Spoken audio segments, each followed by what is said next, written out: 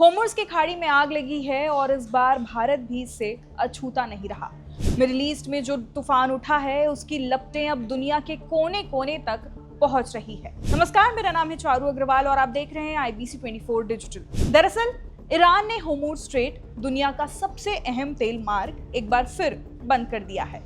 वजह, ईरान का आरोप है कि अमेरिका ने सीज फायर का उल्लंघन किया। इतना ही नहीं, ईरान ने होर्मुज़ में 2 भारतीय जहाजों पर फायरिंग की और 14 जहाज रोके, जिनमें से 13 वापस लौट गए। भारत ने इस पर कड़ा ऐतराज जताते हुए ईरानी राजदूत को तलब किया। इजरायली पीएम नेतन्याहू ने अर्जेंटीना के राष्ट्रपति की इजरायल यात्रा के दौरान साफ कहा कि ईरान सिर्फ मिडिल ईस्ट के लिए नहीं, पूरी दुनिया के लिए खतरा है। उनके मुताबिक ईरान पश्चिमी सभ्यता को कमजोर और नष्ट करना चाहता है। ये लड़ाई सिर्फ जमीन की नहीं बल्कि लोकतंत्र बनाम तानाशाही की विचारधारा की है। वहीं ईरानी विदेश मंत्री अब्बास अराक्ची ने पाकिस्तानी विदेश मंत्री इशाक डार से फोन पर बात की और अमेरिका पर निशाना साधा। उन्होंने कहा कि जून और मार्च 2025 में बातचीत के दौरान भी अमेरिका ने ईरान पर सैन्य कार्रवाई की थी।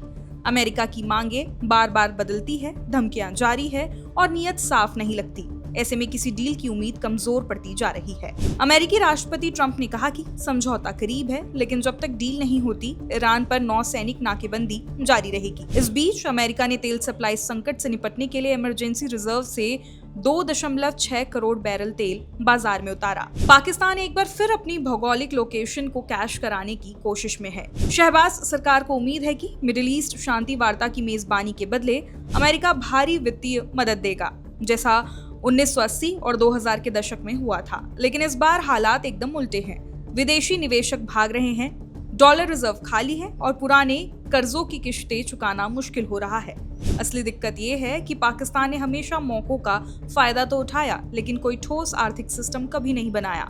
बड़ी मीटिंग्स हुई, फोटो खींचे, लेकिन ना कोई तेल कॉन्ट्रैक्ट बना, ना कोई टिकाऊ निवेश आया। नतीजा यही रहा, जब तक जंग रही, पैसा आता रहा, माहौल शांत होते ही इकोनॉमी फिर फर्श पर। अब पाकिस्तान के अंदर नेशनल कैपिटल कमांड यानी कि NCC जैसे मजबूत सिस्टम की मांग उठ रही है, जहां 90 दिनों में कागजी कार्रवाई हो और हर कूटनीतिक मुलाकात सिर्फ फोटो ऑप ना रहकर असली डील में बदले। आर्थिक जानकारों ने तो रेड अलर्ट तक जारी कर दिया है कि अगर अभी नहीं चेते तो नुकसान बहुत बड़ा होगा। जो लोकेशन कभी कमाई का जरिया थी, वही आज सबसे बड़ा बोझ बन चुकी है। और सबसे बड़ा सवाल यही है कि क्या अमेरिका इस बार भी पुरानी तरह मदद का हाथ बढ़ाएगा या पाकिस्तान को अपनी कमाई का नया रास्ता खुद तलाशना होगा। खैर, इस वीडियो पर आपकी क्या राय है, हमें कमेंट करके जरूर बताएं।